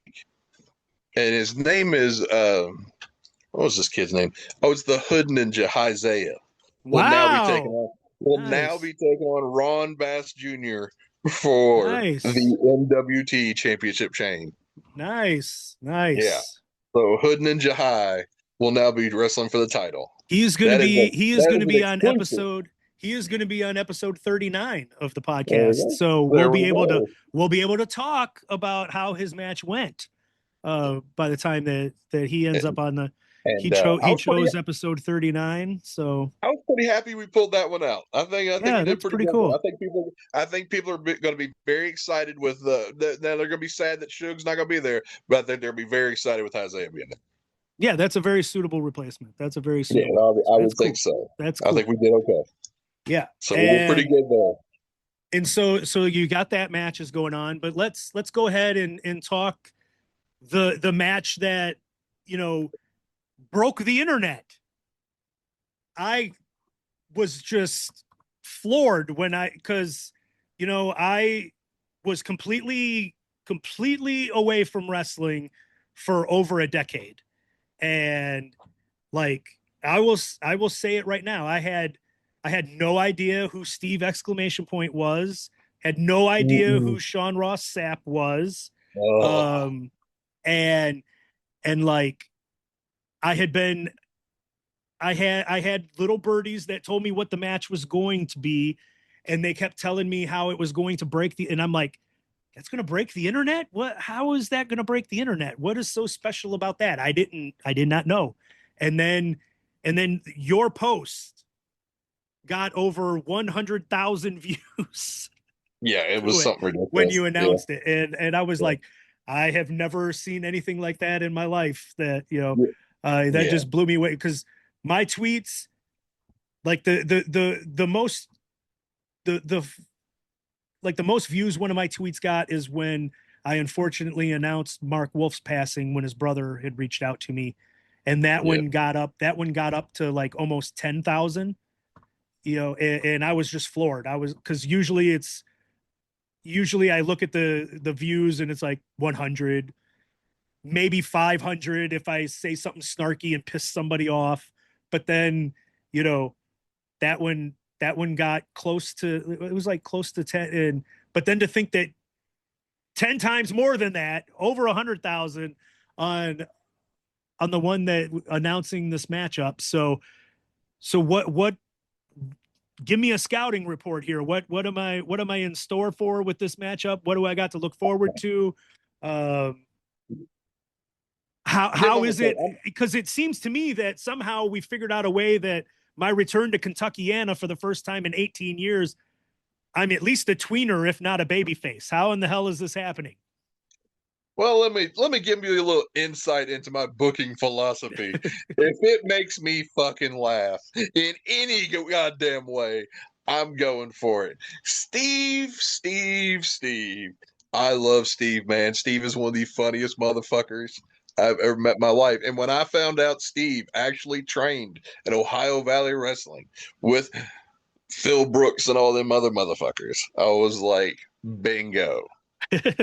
So I put Steve in a battle royal a couple years ago, Pawcade 4. Then I had him win it because it's funny. But that motherfucker sold tickets. So at Pawcade 5, I was like, hey old man, you got another one in you. And he wrestled Cole Radrick. And guess what, Jim? This man had a fucking match. Wow. And it was pretty goddamn good, especially for a man who hadn't had a singles match since the Bush administration. The first Bush or the second Bush? We'll say the second one. We'll say the second one. Okay. Yeah, we'll say the second one. But Steve is a very popular online presence, and he'll sell tickets, man. People want to see this motherfucker. Then Sean Ross Sapp is the most hated dude on fucking the internet for whatever reason, because the only thing wrestling fans hate more than bad wrestling angles, bad companies, whatever, are other wrestling fans or people trying to cover the shows or whatever. They just want to hate on everybody. They're fucking haters. And God bless them for it. I myself am also a world-class hater. I don't want to know. Yeah, because I ended up like, because after this match was announced, then the shit was going to the collective or whatever it's called out in WrestleMania week. And then he's like in one of the things and he's wrestling one of the other like dirt sheet guys attached to Meltzer or whatever. And like Brian the internet was like burning to the ground that night, with people like, motherfucker, and how you going to be a reporter and then you're going to be in the ring wrestling. And it's like, you people are just fucking jealous as fuck that he's getting to do it and you're not, Sean wrestled for us on the last Pawcade. Super nice guy, man. And he doesn't have to. I'm not fucking asking this dude to share shit, but he's got like 400,000 followers and I've got like 2,000. So if he'll retweet it every once in a while, fuck, man, thank you, bud. I'll retweet your Fightful shit. I don't give a fuck. I don't care if I have street cred with these fucking internet nerds. Fuck these people, dude. Booby, I've seen what makes you cheer, bitch. I don't need to hear your shit. God damn. One more thing about Ospreay. Oh, Jesus Christ. Man. Nice. World-class hater. Yeah. But no, Sean Ross Sapp is a very nice man. So Steve. And they got to die. Sorry, man. They talk too much shit on the internet. So you and the boys are going to have to fuck these guys up. That's just all there is to it. Maybe some relaxed rules. I don't know. We'll do that night of maybe. Yeah, well, and I cracked up when I reached out to you and asked you, and I was like, so like, what are the rules or whatever? What can I do? Like, what can I do? And you're like, do whatever the fuck you want. Just don't leave pee bottles behind. Yep. I had a legitimate 20-minute fucking tirade at the last Pawcade where if I found a piss bottle in that I was going to fight whoever the fuck it was, and I wasn't playing. This Were ain't. you, were This you ain't. going to run DNA on it to find out whose piss it I'm gonna was? steal this one from Steve. I'm gonna steal this one from Steve because this was a fucking bar he dropped on y'all. He may have Twitter fingers, but he's got real life fucking hands. Yeah, that. Oh, That was pretty good. He has made Reed so goddamn mad. Oh yeah, Reed's gonna fucking roll up. They're gonna have matching scars. Oh, I love it. Oh, it's gonna be so fucking crazy. Hey Fantastic. man, Reed Bentley, one of the sweetest human beings on the planet. John Wayne Murdoch has been on several Pawcades. Reed's been on Pawcades, and I'm gonna tell you what. I'm gonna do the same thing I do every time. John Wayne Murdoch is on a show that I book, and he is on the show. John, you don't have to do anything crazy. Please don't do anything stupid. Please don't hurt yourself. And then 10 minutes later, this motherfucker's getting thrown off the top rope through the concrete ass first. They don't know how to. They don't know how to do anything else. They fucking kill themselves. Balls to the wall is all they know, and insane people. It's crazy. The rejects have always been on my side. I've always been on their side. They're good guys. I love them both. I just don't like their little buddy Nick Depp. You're not familiar with him. That motherfucker was a reject for a little bit. This little motherfucker. I'm gonna tell you, man. I've been watching Nick Depp for a decade. Been watching this kid for a decade, and he gets close. He won Prince of Death matches. I saw that shit live, and then I was there, king of the death match, when he was drunk off his ass, and he had him lose in like 2 minutes or some shit. I was there when he won like the IWA light heavyweight title, and I was there 3 days later when he went 2 miles up the road and lost the Sandman in 1:30. With his belt. I've seen this kid get so close and then fuck himself so many times. It's not even me anymore. I don't even know, man. So then he went to Pawcade to be in like, I don't know, he's like fucking fifth ring from the whatever. And he said I stiffed him on pay, which by the way, you'll know that if you ask for pay, I'll see what I can do. But if you don't ask for pay, I ain't gonna pay you.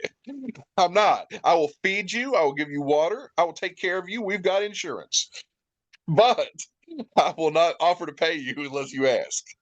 Because I'm not going to. And this motherfucker never asked. Well, then I'm at a Paradigm show and he attacks me from behind. Says I owe him a bunch of money. And he's fucking talking about all these other promoters. And I'm like, man, this ain't even about me. And I knew it then. I knew it wasn't about me. But you know it was about me. The fact that I had to come up the hill, covered in dirt, my fucking arm holding down, which my arm still doesn't work right to this day because I don't have health insurance now. And get in the car with my fucking son and explain to him why daddy was all sore. Oh, I just fell. I had to lie to my fucking son because this piece of shit and his fat buddy had to jump me from behind. Well, I've been sitting on for a long time, man, and I can only sit on bile so long before I have to punch a motherfucker in the throat. And that's what's going to happen June 27th. Okay. So you're going to get your hands on him. He's catching these fucking hands. Nice. That's well, and I'm not. Hey, I'm not gonna pretend I'm gonna fucking wrestle this motherfucker because he can out wrestle me any of the week. He can out talk me. He is younger than me, but he ain't as fuck as hard as me. I'll tell you that right now. I'm gonna try to hurt this man. Nice. Well, us old guys have to stick together. So just give me the Iggy if you need a little bit of help, and I appreciate that. Because Obo's bringing me a barbed wire baseball bat. So yeah, he better be bringing that motherfucker. Okay, I've got about 12% of my phone, so we gotta speed run through some shit. Okay, so we got Trick Davis. Trick Davis, another one, another IWA icon. Trick Davis with the fabulous, handsome Mr. Jim Fannin. Gonna be dating on Daniel Starling. Now, let me tell you something about Daniel Starling. This kid can go, Jim. Okay, because I'm not familiar with him, so give me a scouting. I'm not talking. He reminds me of fucking. He's obviously not as good. He's not as big, but he reminds me of fucking Tully Blanchard so goddamn much. Wow. Down to the way he fucking kicks his boots. I'm telling you, this kid is good, and he's going to be good for a long time.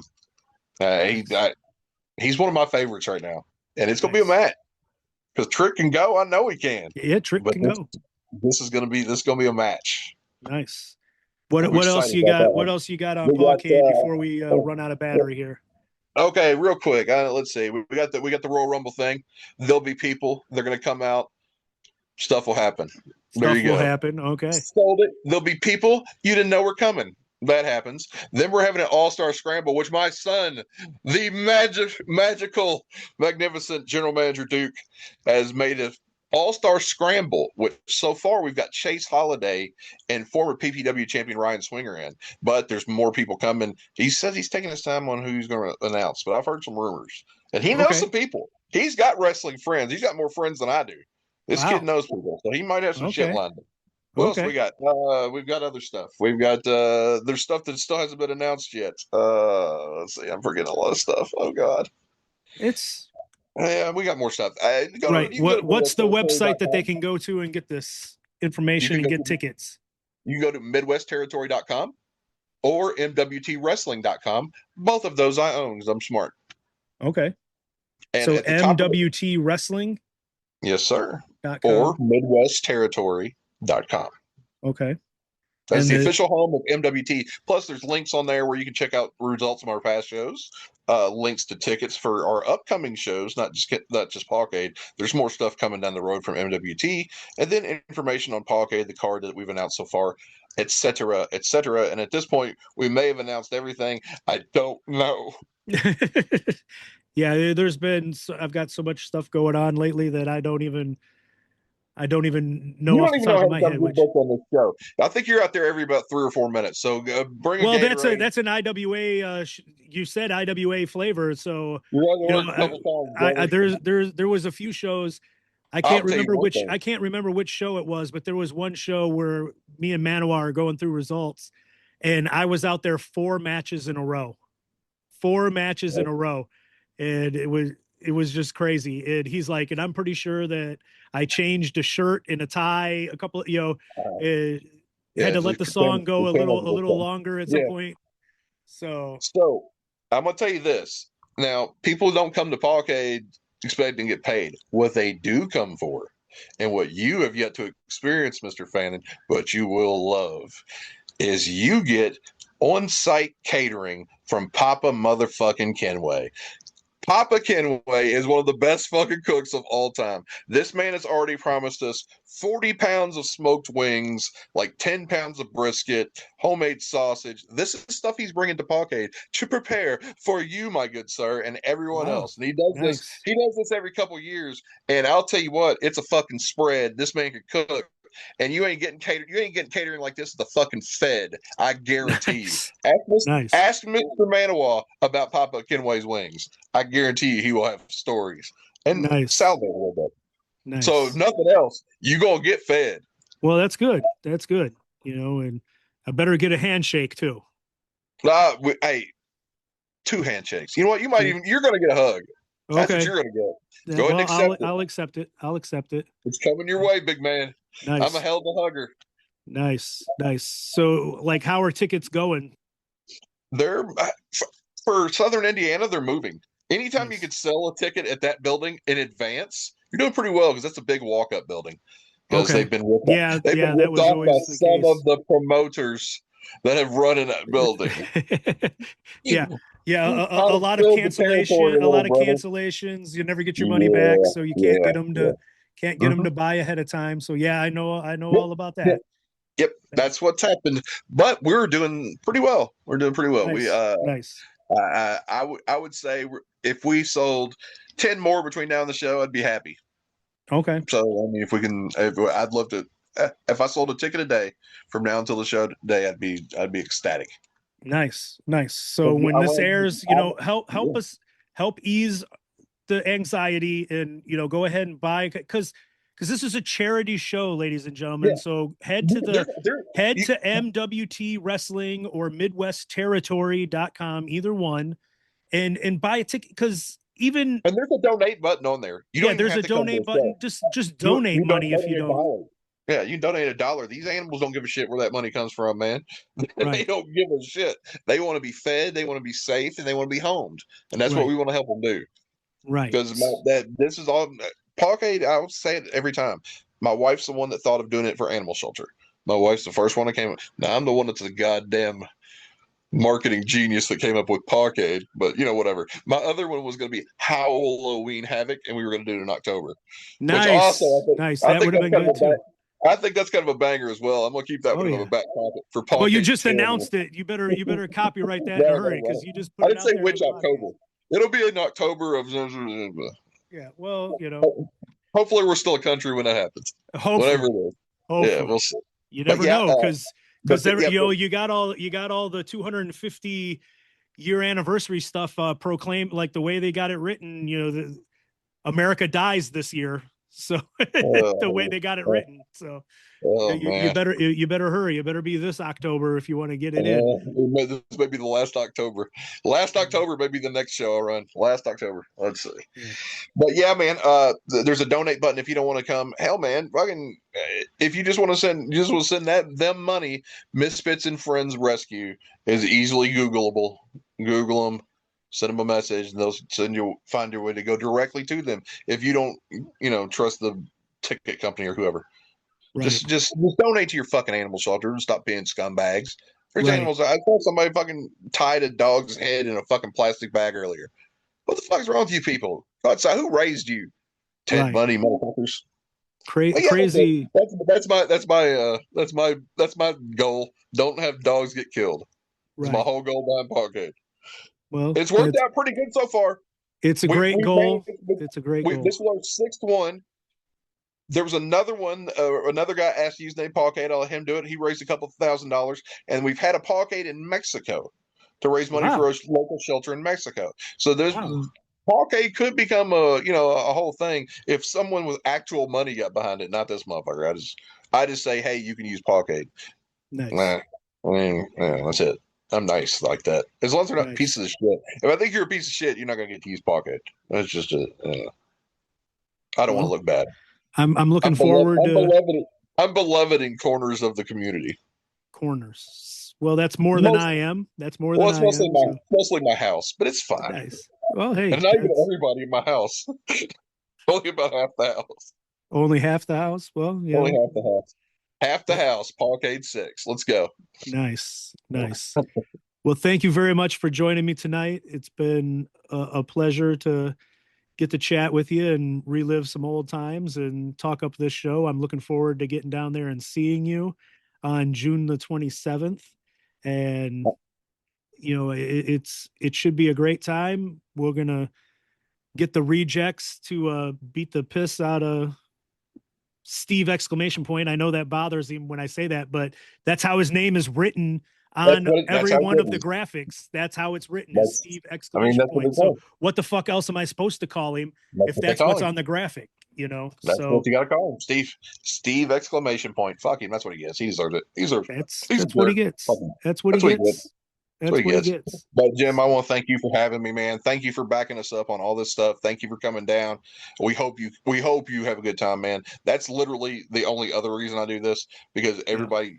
I want everybody to have fucking fun. If it's not fun, you're not going to be there anymore. That's just the way it is. Well, when I announced the comeback, one of the main goals was to manage the rejects, and you're giving me that opportunity. So, thank you for that. It's going to cross off an item off the bucket list, so it's automatically going to be fun for me.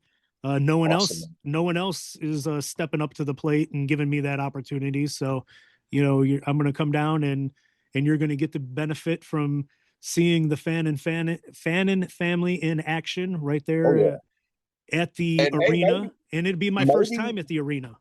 Maybe the other MWT guys can, you and the money guys can talk. Maybe you can come back into MWT a few times, because the rejects are not unknown to that area as well.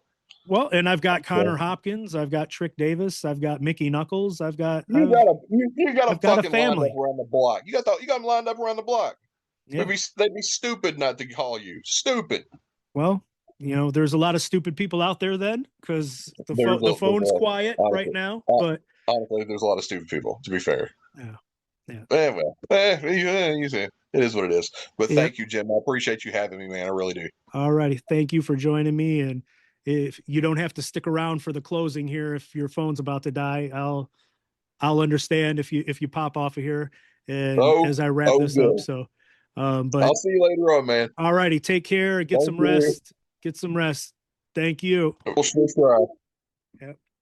And this is going to wrap up another edition of Fannin's Flashbacks. I would like to thank Chad for joining me today. Remember to go to mwtwrestling.com or midwestterritory.com and buy those tickets for Pawcade.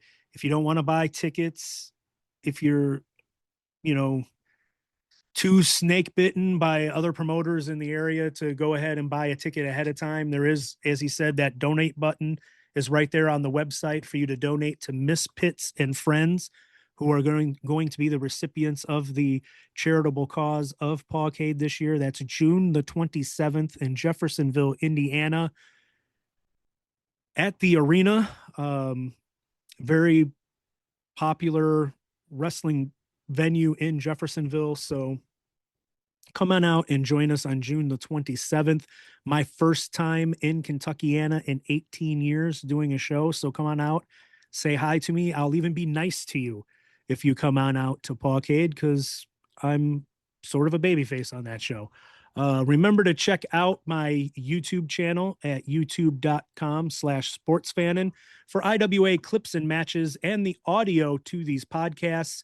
When you get to the YouTube channel, start by hitting subscribe, then look around and like some videos, leave some comments. Let's boost up the algorithm on there so I can gain some more subscribers and get some more views on these videos.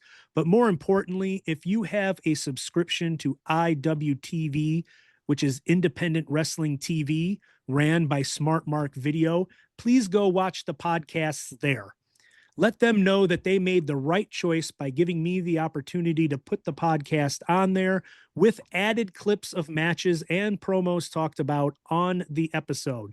So each episode has added B-roll on there that you can watch and not see anywhere else. It's IWTV exclusive for that. If you aren't subscribed to IWTV yet, please do so. It's cheaper than Netflix, and the wrestling is a hell of a lot better on IWTV. Most of the best indies in the world are on IWTV, and you can watch some old IWA shows or watch all the current promotions like No Holds Barred, Dreamwave, all kinds of promotions on there. You can watch them live stream some shows. You can watch on demand. You can follow me on Twitter and Instagram at jfannin73. At the time we are recording this, the only shows on my upcoming calendar by the time this airs, if you are listening the day it drops, tomorrow is Wrestle Arts in Greenwood, Indiana, where I will be managing Trick Davis as he takes on Braden Lee. The following week is Pawcade that we've been talking about on this episode. That's Saturday, June the 27th. And then on July 25th in Indianapolis, also for Wrestle Arts, Connor Hopkins and Trick Davis will be appearing with me there. Connor Hopkins, Mickey Knuckles, Trick Davis, and the Rejects are the current official members of the Fannin family. We are ready for bookings, so reach out and let's do business. And we'll see you next time on the next episode of Fannin's Flashbacks. So let it be written, so let it be done. Good day.